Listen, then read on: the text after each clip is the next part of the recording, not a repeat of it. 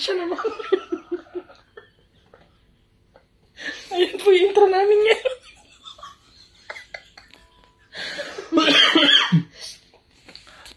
What's up mga ka-amazing at kamarites? Yan, hindi ako makapag-intro na maayos kasi nasisiraan ako ng ulo kay kamarites. Kanina pa po siya ganyan. Yan. Wala namang mahalagang araw ngayon. Na-abnormal lang siya. So, tuturo namin kayo ng basic face painting. At si kamarites po ang magdodrawing. Okay? Ayan. Para po dun sa mga batang nangangarap mag-drawing, huwag niyo po siyang gagayahin.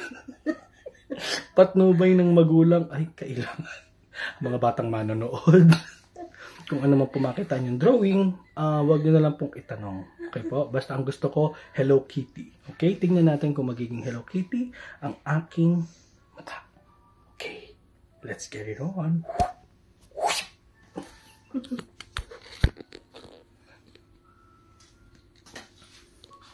Yan. Okay. So let's start, guys. Wow. Vlog na. Ano unahin natin? Ay. I want Hello Kitty, ma'am. So dahil walang black, pink na lang sa ilong mo. Pink na lang sa ilong mo. Pero hindi kita.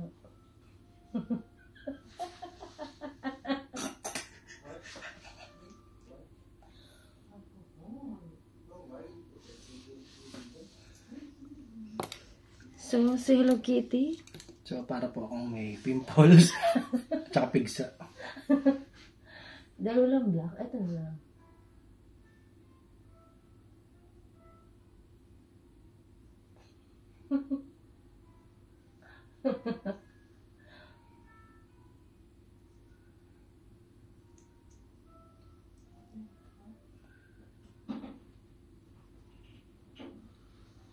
Yan. So, next, ang ribbon.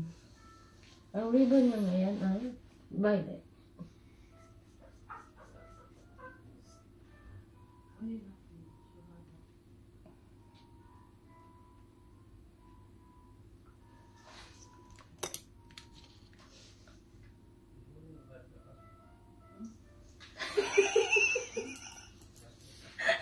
Teka lang.